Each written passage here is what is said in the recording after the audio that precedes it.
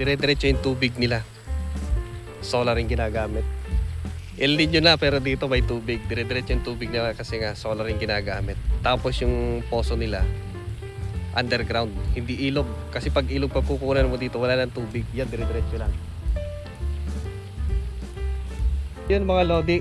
May tumawag dito sa bahay. Dali-dali ako umuwi kasi nga dumating na daw yung order kong solar pump. You know?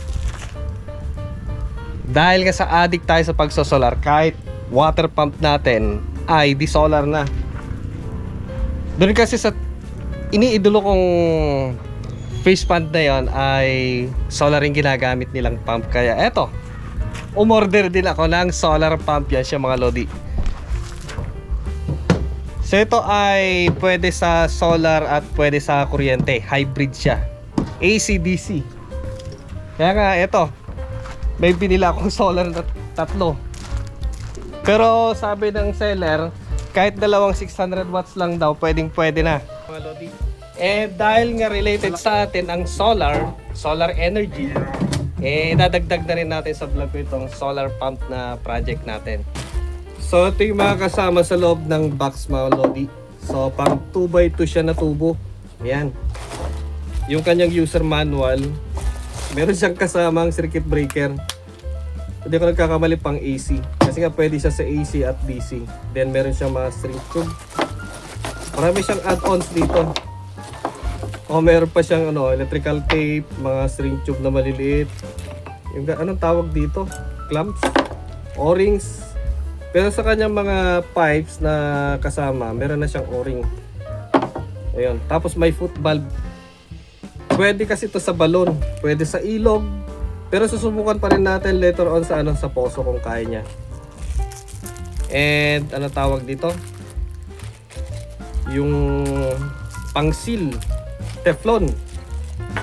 Alam niyo mga lodi, marami siyang bonus kasi nga supposed to be kahit wala nang ganito kasi pag bibili tayo ng solar panel, 100 watts nga pataas hanggang 600 to 700 watts. Meron na siyang MC4 eh. Pero siguro sakaling masira yung MC4 noon, may pamalit tayo. Meron pa siyang circuit breaker. So yan siya mga lodi. Nilipat ko lang yung location para kitang-kita nyo. Yan yung kanyang impeller, side, and ito malaki 1 HP na solar pump AC/DC. Balik tayo sa lilim, malulusaw tayo dyan. So yan siya guys pag wala siyang cover. Pag isa-set up natin siya, iyan yung kanyang controller, AC/DC solar controller. Right, so may power dito na indicator, MPPT, well at tank. So nandito yung kanyang mga lalagyan ng wire. So since wala naman tayong tangke, so hindi na. Set, pero pa dito ampere, watts at RPM voltage. Set, enter, up, down kasi pwedeng pabagalin or pahinain yung tubig na output niya. Then switch, kung gusto natin makita yung wattage, ampere, RPM or voltage. Power on and off. And sa kanyang wiring naman mga lodi, meron naman siyang wiring diagram dito sa kanyang manual para hindi tayo malito. And ang kagandahan nito ay naka-cable glands siya for additional waterproofing and resist sa tubig. Kasi nga pwede siyang ilagay sa labas kahit umuulan, pwede siyang mag-operate. Alam nyo ba mga lodi kung magkano ko na-score tong water pump na to? 18,000 lang mga lodi. Tapos yung 2 HP ay nasa 23,000. Etong 1 HP lang to kasi. Then yung 3 HP naman nila ay nasa 27,000. Tapos yung 4 HP ay 31,000. So syempre dun lang tayo sa pinakamura. At alam niyo mga lodi, yung 1 HP na to napakalakas na. Hindi na kayo mabibitin kasi pwede siyang i-adjust. Alright. How much more sa mga 2, 3, 4 HP nila, mas malakas na naman. So yan mga lodi, para sa mga gustong bumili din ng ganito, siya pa. Alright, nasa description box yung link or dito mismo sa screen. I-tap nyo lang yung screen, lalabas may product sa gilid. Dito mismo, tap nyo yan. So pag pinindot nyo yung screen, may lalabas sa product, pindutin nyo yun. Mare-redirect kayo sa Shopee at Lazada. Doon mismo sa pinagbilhan ko nito. Right, para may share din natin para sa mga naghahanap ng solar pump. Libre ang araw, wala pong tax yan. About sa kanyang wiring mga lodi, napakasimple lang kasi nga, ayan o, meron siyang indicator dito, sulat na. Dito wag niyong pagbabaliktarin yan ha. Wag niyong pagbabaliktarin kasi baka baliktad yung rotation niya. Sundin niyo pa rin. Kung U, yun o, meron siyang U, tapat ng U. So dito sa AC, DC, okay naman siya kasi nga meron naman siyang protection dito. Kitang-kita naman, may diode. Pero mas maganda sundin niyo pa rin yung orientation para safe. Right? So DC positive, DC negative, AC neutral, AC live at PE, power earth para sa kanyang ground. Okay? So ayan, lalagay lang natin dyan, susuksok natin din tapos suksok dyan.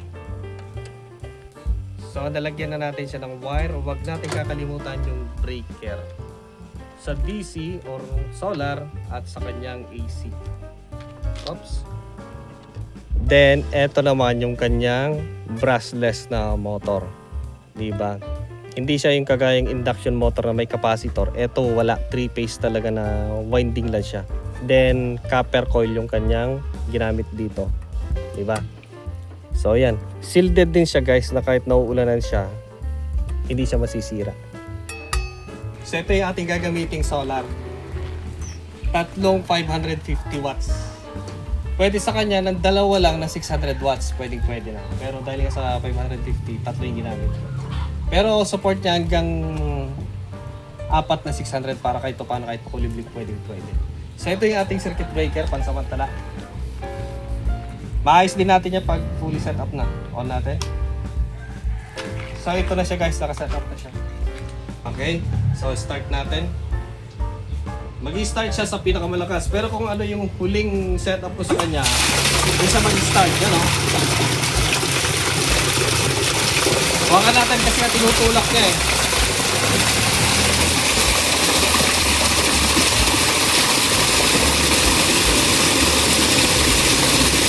O, bumagal o.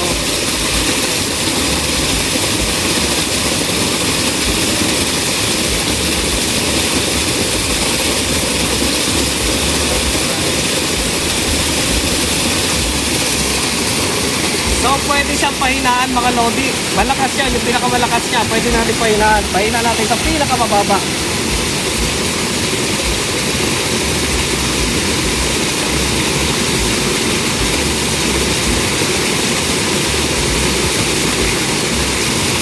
(1,000 RPM).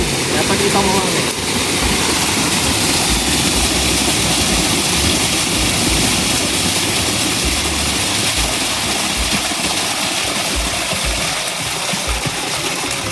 Ayan o. Ayan, gustong-gusto ko pa eh. Gustong-gusto ko to kasi pwedeng lakasan, pwedeng hinaan. Baka mamaya kasi yung poso namin biglang umuso yung tubig eh. Pinakamahina o. So pwede mo yan lakasan, unti-unti. Depende sa, siyempre, lakas ng araw.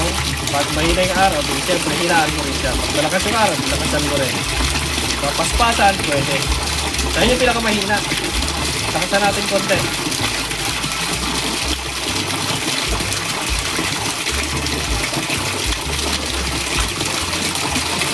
Lalakas na.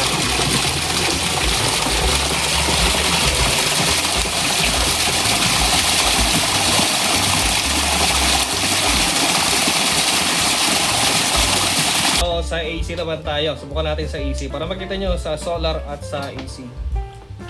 Ayan. So pwede sa AC at DC. Subukan natin.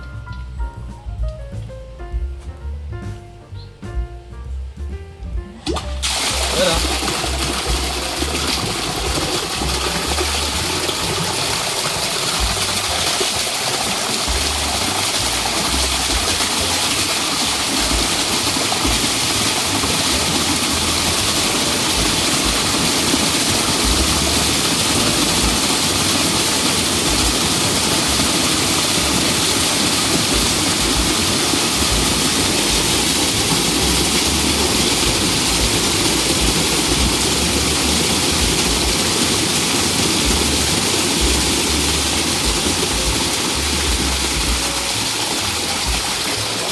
Ayun, para matipid. So ayan mga lodi, balik tayo sa solar kasi ang ganda ng araw ngayon oh. Pero kahit makulimlim yan, titira pa rin yan mga lodi. So ito ay 750 watts. Compatible siya sa tatlong 500 or 600 watts. Pero para sa akin pwedeng apat yan eh. Kasi pwede siya sa AC. 230 volts yan eh. So pwedeng apat. Yung apat kasi ano lang yan, nasa mahigit 200 volts. Okay? Then yung onward, yung 2, 3, 4 ay matataas na yung solar panel. And siya nga pala mga lodi, meron siyang blower sa ilalim dito na sa gitna. So kahit umuulan yan, hindi niya masilip ng tubig yan. Nasa ilalim, doon sa gitna niya. So kahit mainit yan, tama-tama nga puti siya. Hindi siya mainit. So pag mainit na yung system, kusang aandar yung kanyang blower. Right, subukan natin. Malakas kasi, kaya hinahawakan ko. Lalakas yan.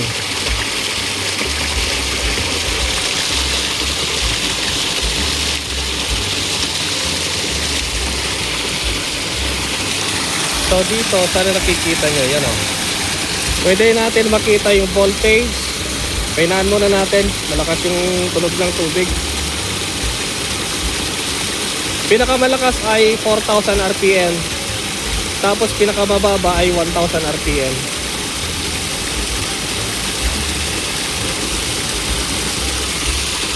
Iyon, humina na. Malakas kasi tunog. Pwede sa balon, pwede sa ilog, at pwede sa tubo, yung nakapasak sa lupa. Kasi ang lakas niya, imposible hindi niya kayang bunutin yan. Nakato. Nakakalangan kasi baka may itulak niya pag ganun eh.